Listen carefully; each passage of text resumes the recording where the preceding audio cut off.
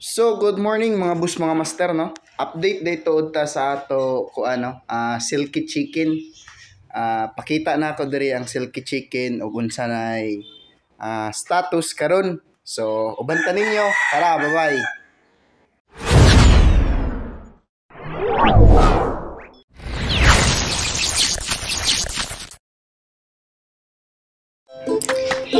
So good morning mga boss, mga master, no. Update dito ta sa ato ko silky chicken. Pakita na ako diri ang silky chicken ug unsa nay status karon. So ubanta ninyo, tara, bye-bye. So dari na ba tuod anato silky chicken, no. Kita ni jud agko na gyud na sila, no.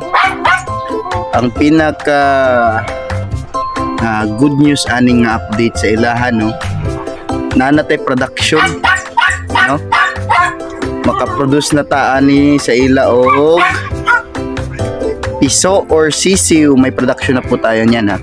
Papakita ko po kung ano yung update din sa nila itlog. So tara, samahan niyo ko.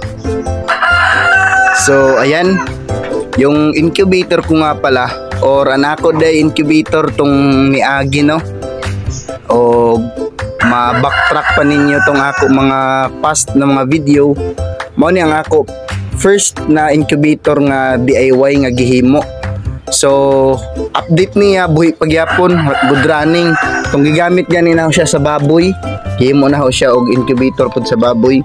So until now buhi pagyapon ang ako incubator, no. Ambot kumusta sa uban na mga hinimo ng incubator o buhi pa ba?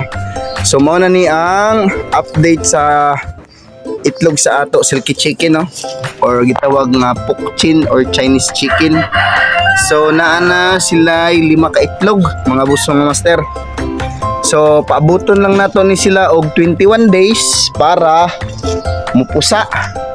So update na punta sa ijo tanan kung unsay kahimtangan after 21 days. So bye-bye.